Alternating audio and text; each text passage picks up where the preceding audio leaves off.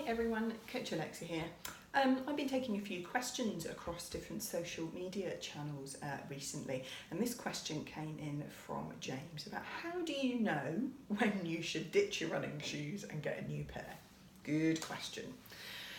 There's a bit of a sort of, I don't know whether it's a sort of estimated rule of thumb or whether it's a bit of an old wives' tale. I've definitely never seen any actual evidence as to whether or not it's true.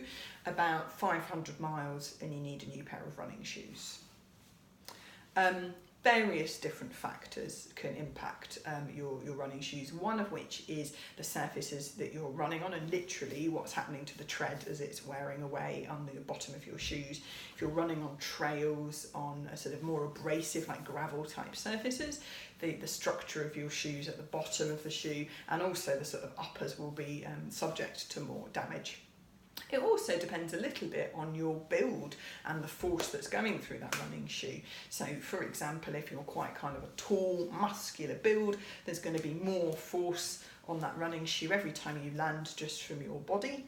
And also some people are taking maybe longer loping strides and maybe landing quite hard. You can hear that foot landing. So that's going to be causing a little bit more damage to the cushioning in your shoes than somebody who's maybe a little bit lighter on your feet or has got quite a slight petite build. So those are a few different things that can kind of factor into how long your running shoes will last. How to tell when they possibly need replacing? Often you can start picking up a few little aches, pains, niggles that weren't there before and you can't find another reason for. So aches, pains and niggles can come from various different things like upping your training mileage, changing your training, all sorts of other factors, stress, sleep. But if you kind of ruled all of those out, then it might be worth looking at a new pair of running shoes. And then the other one to say, and excuse me for my slightly muddy pair this morning, it was raining when I went out today, is to actually look at the shoes themselves. So sometimes you can get the bits of plastic around the toe box coming away. You can, these are, despite being quite old, are in fairly good nick. You can cut for the canvas bit coming away from the sole. If you start getting the back of the heel wearing away, the sides of the under the shoe round by the tongue wearing away, then that's another sign that maybe they should be going in the bin. And I don't know whether you can see this clearly. You can see this patch here where the grip has completely worn on the sort of under the toe area of the shoe, under the ball of the foot area of the shoe. So that's a sign that maybe we're getting to the end of the mileage of these ones.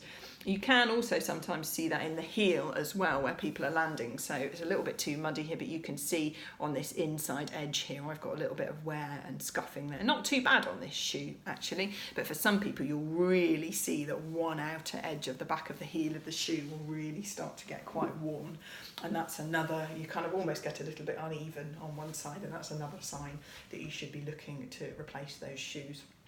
One final thing to say before you dash off and go shoe shopping is to run one pair down as you introduce the new pair.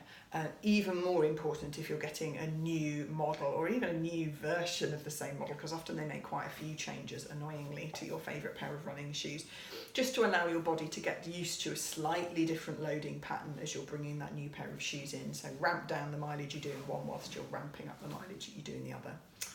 And if you're able to, it's worth thinking about having two pairs of running shoes. You can alternate them. It gives more time for them to dry out, which is good for their structure, for the compression and sort of padding in them to bounce back a little bit. And it gives a bit of variety in wear pattern for your feet. And that can actually be something that could potentially reduce injury and niggle risk as well. Hope that's helpful. Cheers.